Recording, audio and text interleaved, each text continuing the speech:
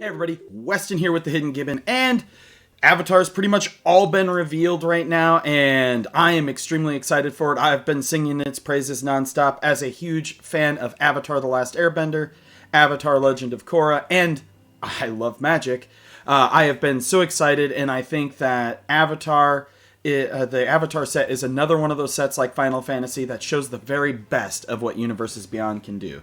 And today I'm going to go through what I think are the best commanders to come out of Avatar. These are going to be in no particular order from best to worst or whatever. It's just going to be as is.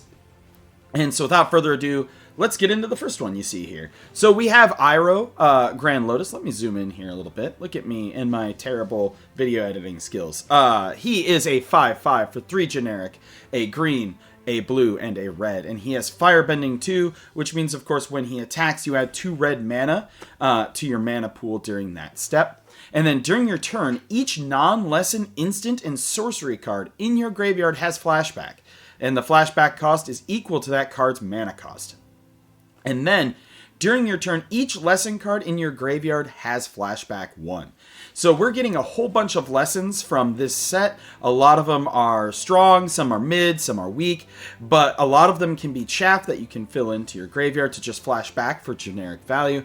And then, of course, being able to flash back your spells from your graveyard that aren't just lessons is also going to be really strong. Whether you want to build this to be low power and use it for some form of like ramp combo, or whether you want to build this into bracket 4 and be able to flash back extra turn spells or big explosive red spells, things like that. You can flash back your Jessica's Will, you can flash back your ramp, all sorts of things. I think Iroh has a very low floor and a very high ceiling when it comes to bracket level where he can be played, and I think overall he is just going to be a very, very fun card.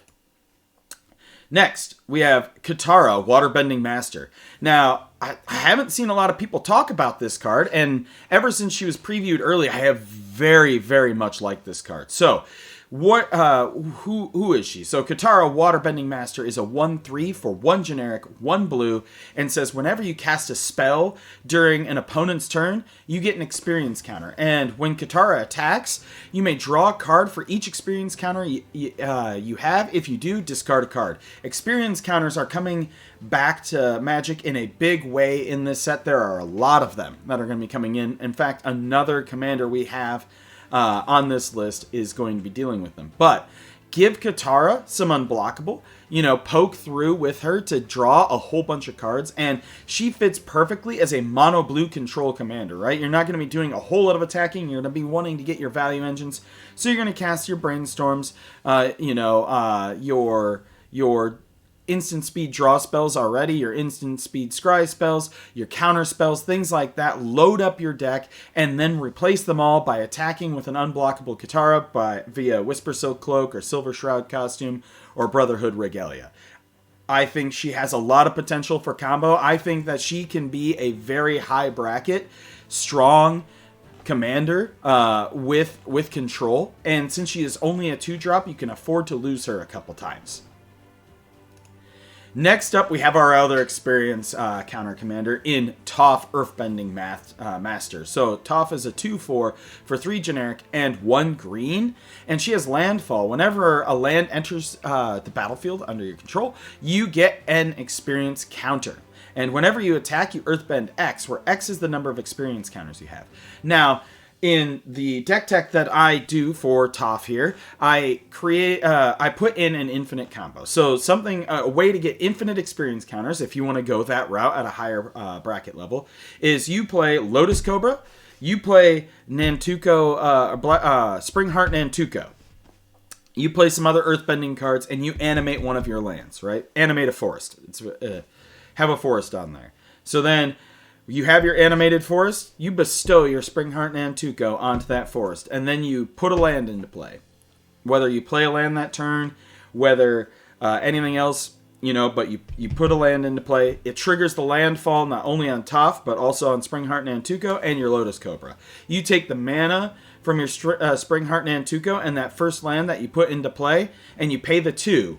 When you pay the 2, it's going to create a copy of that forest that you bestowed on, except for it's going to be a generic forest, not a creature land. And then you're going to tap that immediately, which then uses that mana and the next green mana you got from your Lotus Cobra, and you're going to do that infinitely. It will net you infinite experience counters. It will net you infinite tapped forests, and if you have a way to untap your lands after that point, like say you have the card that untaps your forest at the end of turn, it's going to set up so when you functionally have infinite lands, you can have other creatures in play with landfall triggers, Scoot Swarm, right? Baloths, Zendikar Roiling, all of those things, Bristly Bill, and you're just going to go crazy. And Toph being able to make essentially an infinitely large land, yes, I know technically you do have to pick a number, but doing that, if they Swords to Plowshares it, what are they going to do to you? But Toph here is a great commander. Honorable mention, along with Toph, is Avatar Kyoshi, who has Earthbending 8. The only reason Kyoshi did not make this list is because she costs 1 billion mana. But that's pretty much it.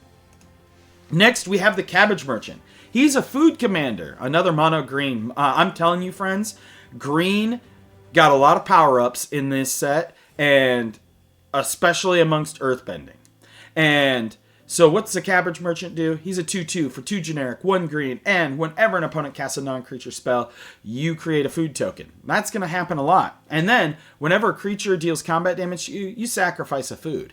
And tap 2 untap foods you control, add 1 mana of any color. So what you're going to want to do is you're going to build him with a lot of the generic food stuff. You got your Pippin, a lot of the food from Eldraine, Academy Manufacturer, Nuka-Cola Vending Machine, those sort of things power up the deck.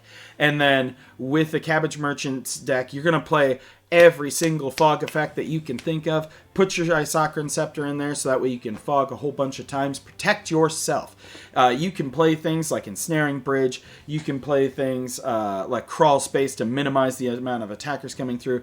You're going to want to build up your foods and then use your foods to get value. There are things where you sacrifice your tokens. You can do some stuff, and that's what you're going to want to do. He is a sleeper strong commander. Next up, we have Wan Shitong, All-Knowing. And yes, he is the fan favorite across the internet right now because he is such an interesting commander. He is a 4/4 for 3 generic, 2 blue. He flies, and whenever Wan Shitong enters, target non-land permanent's owner puts it into their library second from the top or on the bottom. And whenever one or more cards are put into a library from anywhere, create 2 1/1 colorless spirit creature tokens with this creature, or this token can't be blocked or block non-spirit creatures. So you're going to do this with all of those effects that put things into their library. I'm pretty sure this works with Scry. Double check me on that one, but I think it works with Scry. Any of the cards that let you look at the top X amount and then put some on the bottom, all of those, just blast out a bunch of spirits, shuffle your opponent's stuff into their library, and, just... He is a very interesting commander, a goofy commander, and this is the sort of thing we need to see more of in card design. Next up, we have Azula, Cunning Usurper. She's a 4/4 for 2 generic, 1 blue, 2 black, has Firebending 2, so, add 2 red mana when you attack, and that mana lasts until combat ends. And she's a theft commander. When Azula enters, target opponent exiles a non-token creature they control. Then they exile a non-land card from their graveyard. And during your turn, you may cast cards exiled with Azula, and you may cast them as though they had flash. Mana of any type can be spent to cast those spells. You can use some bounce effects. You can use Displacer Kitten to blink her. Steal a ton of your opponent's things. Now, this is very important. Each instance of Azula coming in forgets the previous cards that she exiled. So before you blink, make sure that you at least cast one of those spells that you're exiling. But overall, she's a wonderful addition to the theft deck meta and things like that. Next, we have Ozai, the Phoenix King. He's a 7/7 for 2 generic, 2 black, and 2 red. He has Trample, Firebending 4, so you get that 4 red mana, Haste, and if you would lose unspent mana, that mana becomes red instead. Ozai has flying and indestructible as long as you have 6 or more unspent mana. I built a deck tech for him on the high end here, pretty expensive deck. It'll be coming out in a few days. Based around infinite combat trigger or infinite combat steps, where you're going to firebend 4 with some other things that firebend, some things that add treasures, and you're just going to use things like I think it's aggravated assault, retapping all of your mana to get infinite attacks, building up infinite mana, and then just blasting people with fire. He is really interesting. I think he's going to be very strong. He is on the higher end tier for commander mana, so make sure that you have your deflecting swap abilities to be able to protect him. Put some boots on him, strap those on, and just go to town. And then last, but honestly my favorite from the upcoming set is Toph, the first Metal Bender. Toph is a 3/3 for 1 generic, 1 green, 1 red, 1 white. And non-token artifacts you control are lands in addition to their other types. And at the beginning of your end step, Earthbend 2. And so Earthbending, target land you control becomes a 0/0. With haste, it's still a land. Put 2/1/1 counters on it. When it dies or is exiled, return it to the battlefield tapped. Put a whole bunch of your low-cost generic value engine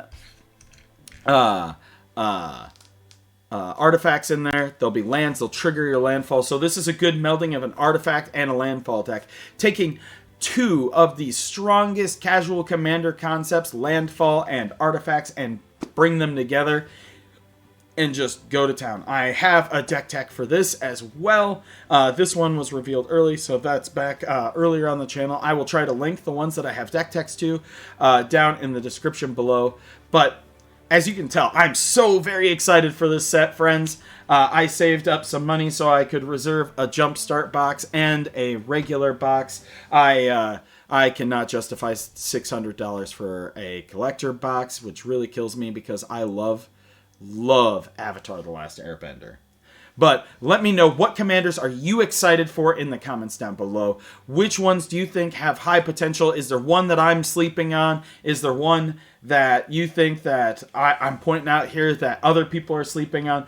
Let me know in the comments down below. Let me know what you think of Avatar as a whole. And I am Weston with the Hidden Gibbon, and I will see you all in the next video.